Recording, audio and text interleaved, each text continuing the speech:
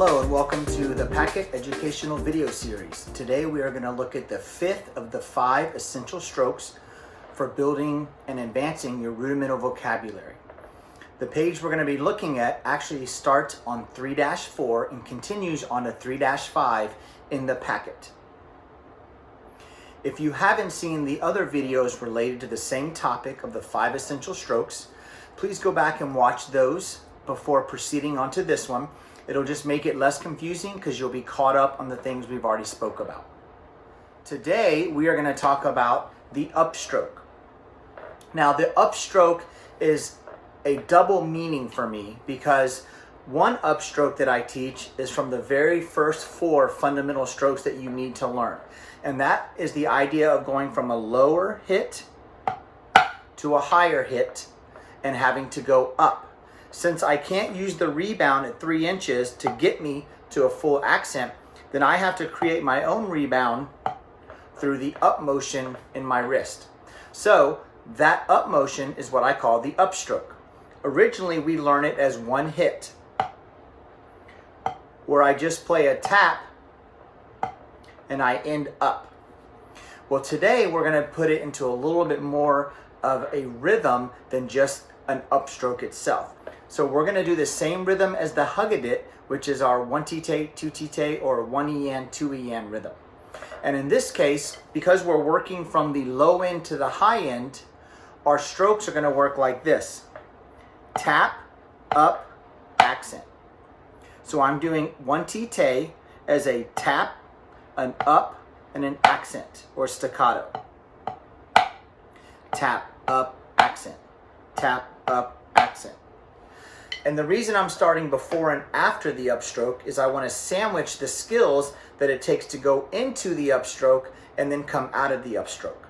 So we're still doing the same upstroke as we did on our very first stick control page, but now we're advancing it by adding other notes around it. This upstroke, the 1-tite, 2-tite, looks like this.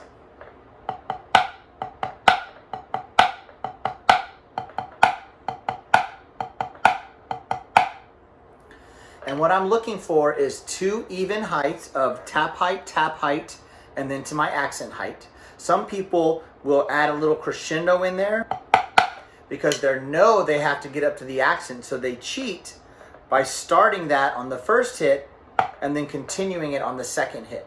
We want to eliminate that cheat by just doing tap height, accent. So that's what I'm looking for.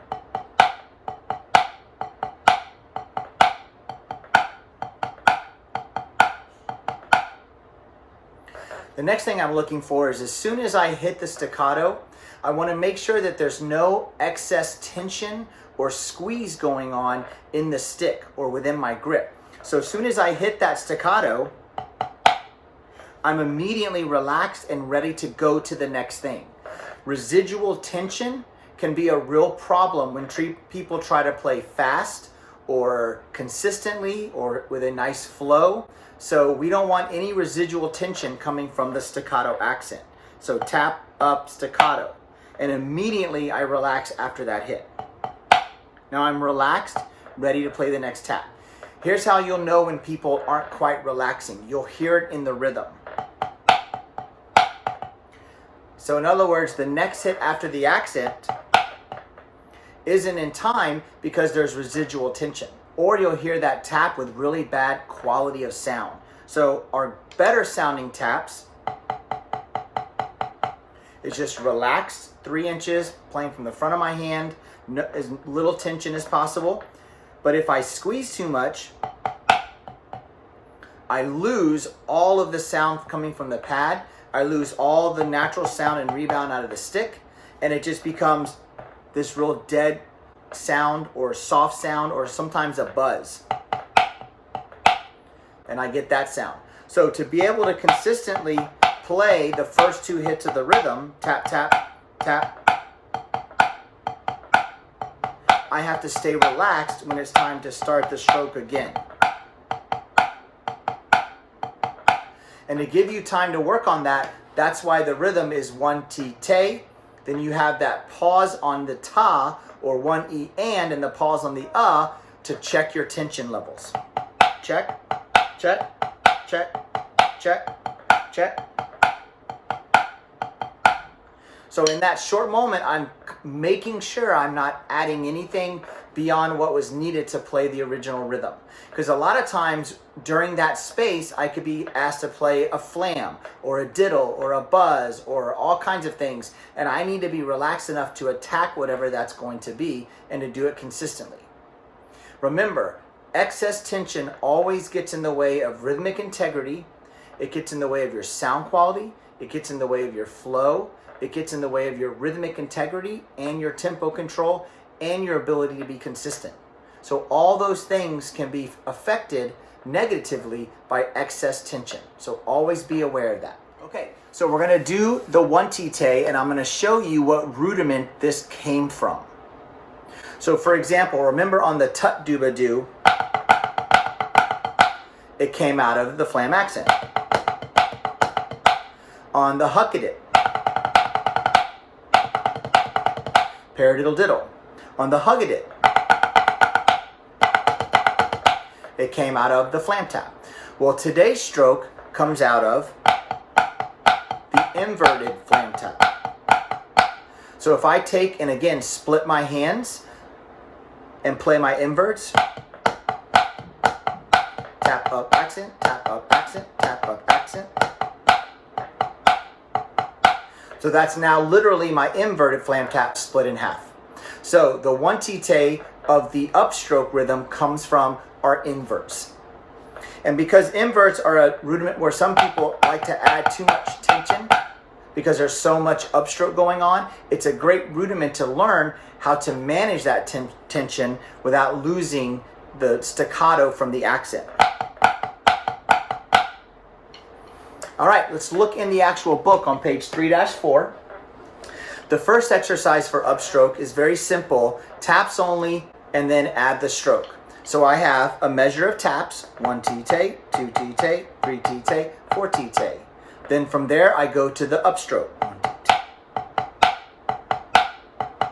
Back to taps, upstroke. And the goal here is in every measure needs to sound the same. So that's what I'm listening for.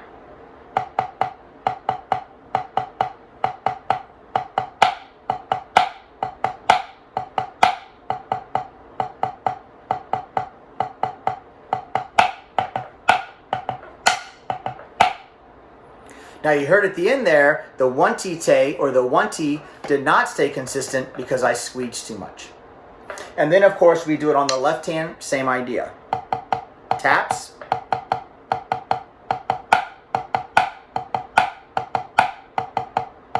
Setting up the rhythm, setting up the tempo, and then checking myself when I go to the next measure. Now on this next exercise, we're gonna take the idea of the upstroke again, but we're gonna chop down and remove the first tap. So instead of tap up accent, we now have up accent. So it's literally just the upstroke with the accent.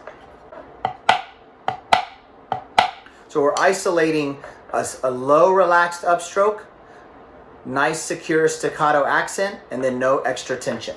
And so in this exercise, we're gonna play 1 tite, 2 tite, 3 tite, 4 tite, 1. We're gonna do a straight 16th note rhythm, but use the sticking and the accent pattern that would come from the upstroke. And I'm trying to make sure that no matter what the sticking is, I don't lose the 16th integrity on the upstroke rhythm, and I also don't lose the heights by getting up and down heights, but everything's very secure. So on page 3-5, you'll find this exercise. I'll play it for you.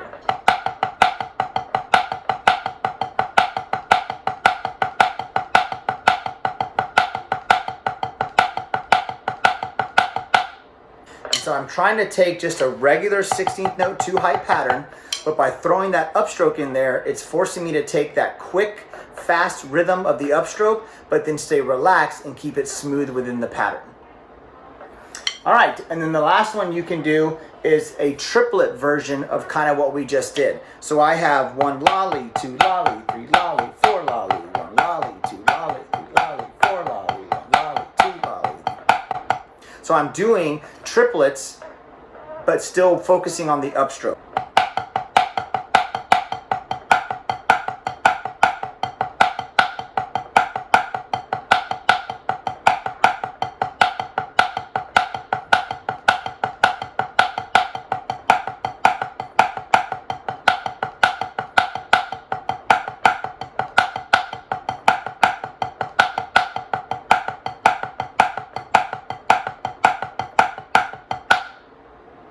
So there's the 5th of the 5 essential strokes. Next time we're going to talk about combining the strokes and making all of this stuff make a lot more sense. So grab your sticks, grab your pad, get on the upstroke.